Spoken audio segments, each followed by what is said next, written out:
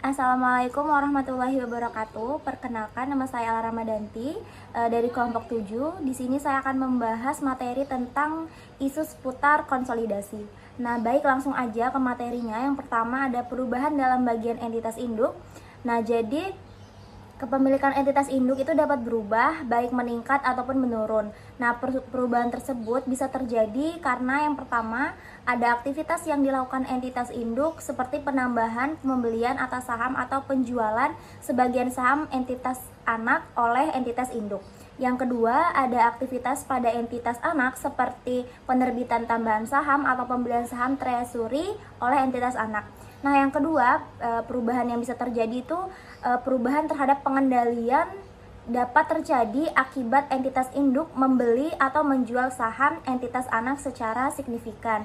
Nah, sehingga dapat mengakibatkan hilangnya pengendalian. PSAK 65 itu di seputar laporan keuangan konsolidasi itu menyatakan bahwa keuntungan atau kerugian yang dihasilkan dari hilangnya pengendalian diakui di laba rugi.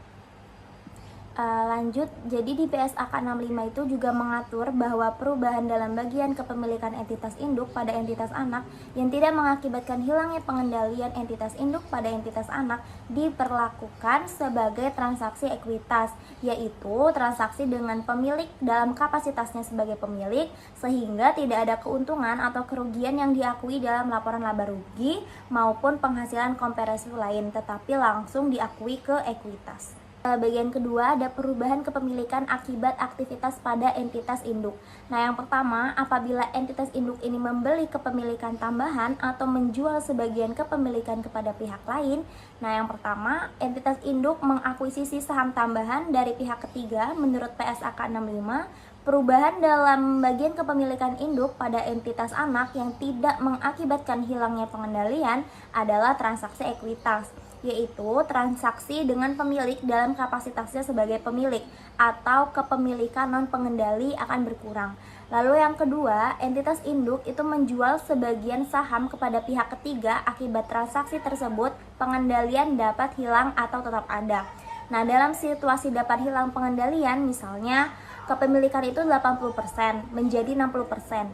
Nah, dalam PSAK 65 juga menyebutkan bahwa perubahan dalam bagian kepemilikan entitas induk pada entitas anak yang tidak mengakibatkan hilangnya pengendalian entitas induk pada entitas anak, maka disebut sebagai transaksi ekuitas. Perubahan kepemilikan akibat aktivitas pada entitas anak itu yang pertama, entitas anak menerbitkan tambahan saham kepada entitas induk.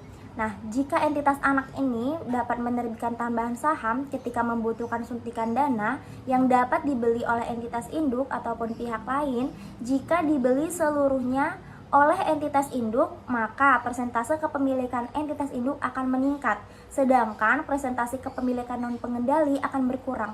Akibatnya, pengendalian akan tetap ada karena peningkatan kepemilikan entitas induk.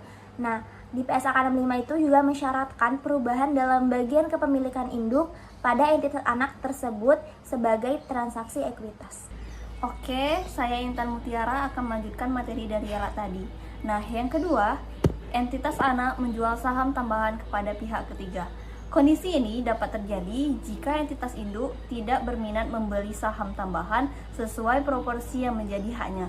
Jika dibeli seluruhnya oleh pihak ketiga, maka persentase kepemilikan entitas induk akan menurun, sedangkan persentase kepemilikan non-pengendali akan meningkat.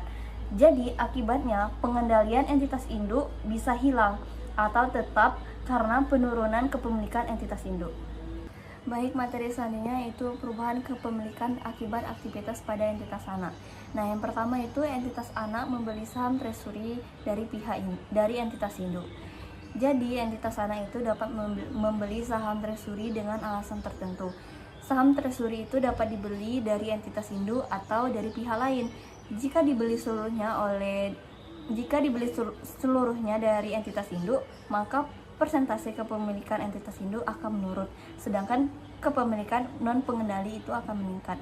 Jadi, akibatnya pembelian tersebut pengendali entitas induk bisa hilang atau tetap karena penurunan kepemilikan entitas induk. Nah, yang kedua itu entitas anak membeli saham treasury dari pihak ketiga. Saham treasury itu dapat dibeli dari pihak ketiga.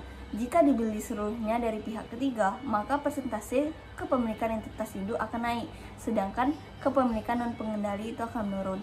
Jadi akibatnya pembelian tersebut pengendalian entitas induk tetap karena peningkatan kepemilikan entitas induk.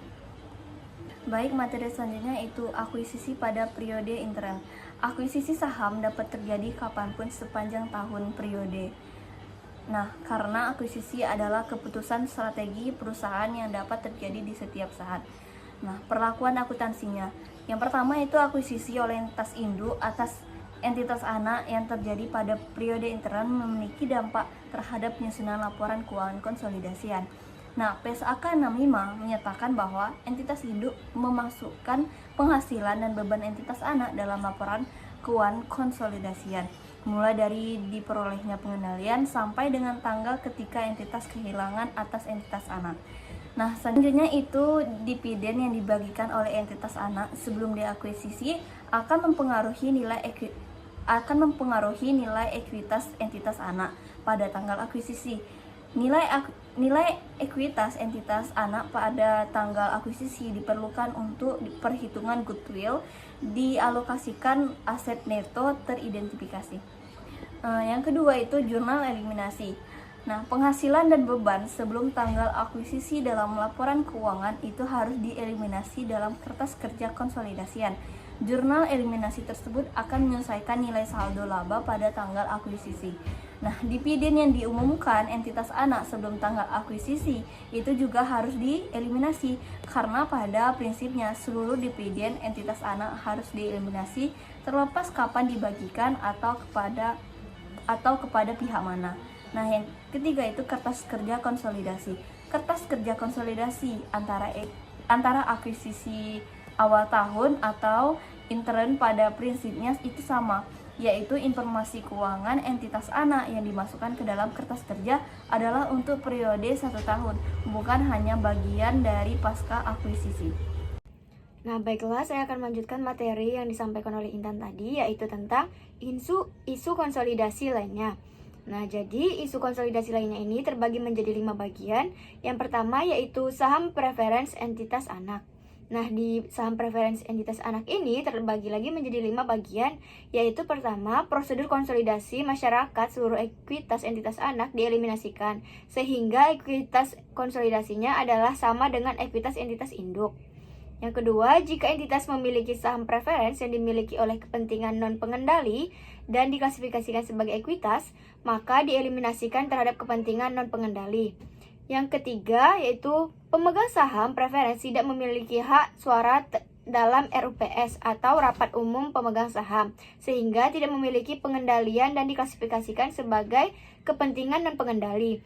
Yang keempat, yaitu menurut PSAK 65, jika terdapat saham preferen dalam komponen ekuitas entitas anak, maka entitas induk harus menghitung bagiannya atas laba atau rugi entitas anak tersebut setelah penyesuaian untuk dividen atas saham preferensi tersebut.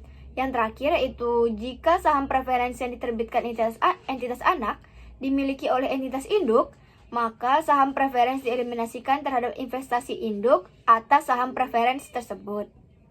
Nah, baiklah, selanjutnya ada yang kedua yaitu dividen saham entitas anak. Jadi, dividen saham entitas anak ini terbagi lagi menjadi 4 bagian.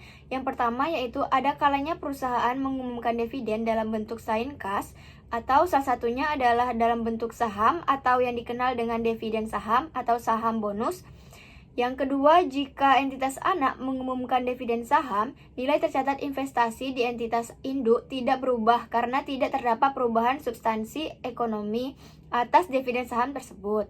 Yang ketiga, dividen saham merupakan kapitalisasi permanen atas saldo laba. Karena ketika dividen saham diumumkan oleh entitas anak, maka saldo laba berkurang dan saldo laba saham biasanya meningkat sehingga jumlah ekuitas tidak berubah. Yang terakhir yaitu dampak atas dividen saham oleh entitas anak terhadap laporan keuangan konsolidasi, yaitu yang pertama yaitu mengeliminasikan seluruh dividen oleh entitas anak termasuk dividen saham. Yang kedua yaitu mengeliminasi seluruh saham dan tambahan modal di setor pada entitas anak, termasuk bagian yang timbul dari dividen saham. Nah, jadi di bagian ketiga yaitu terdapat pajak penghasilan pada laporan keuangan konsolidasi. Nah, jadi penjelasannya terdapat pada yang pertama, PSAK 46 pajak penghasilan sedikit mengatur terkait entitas konsolidasi, yaitu antara lain yang pertama ada entitas induk mengakui pajak tangguhan untuk semua perbedaan temporer terkait dengan investasi pada entitas anak. Yang kedua yaitu dalam laporan keuangan konsolidasi, perbedaan kontemporernya berbeda dengan perbedaan temporer terkait investasi dalam laporan keuangan tersendiri entitas induk. Jika entitas induk mencatat investasi dalam laporan keuangan tersendiri tersebut pada biaya perolehan atau jumlah revaluasinya. Nah, yang bagian kedua yaitu menurut PSAK 65, perbedaan temporer sebagai akibat penghapusan laba dan rugi yang ditimbulkan dari transaksi intra kelompok usaha mengacu pada PSAK 46. Nah, jadi di bagian keempat yaitu ada laba per saham konsolidasi. Nah, di sini ada penjelasannya sedikit yaitu berdasarkan PSAK 58, laba per saham, perhitungan laba per saham atau LPS, konsolidasi mengacu pada prinsip-prinsip perhitungan LPS untuk entitas tunggal.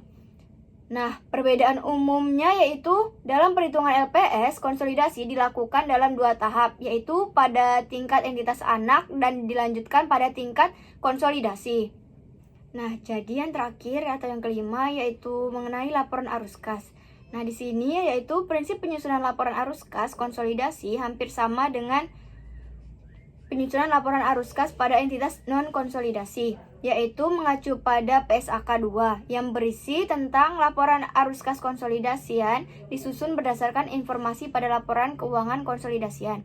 Nah, yaitu terdapat laporan posisi keuangan konsolidasian, ya, yang kedua laporan laba rugi konsolidasian, dan yang ketiga informasi lain-lainnya.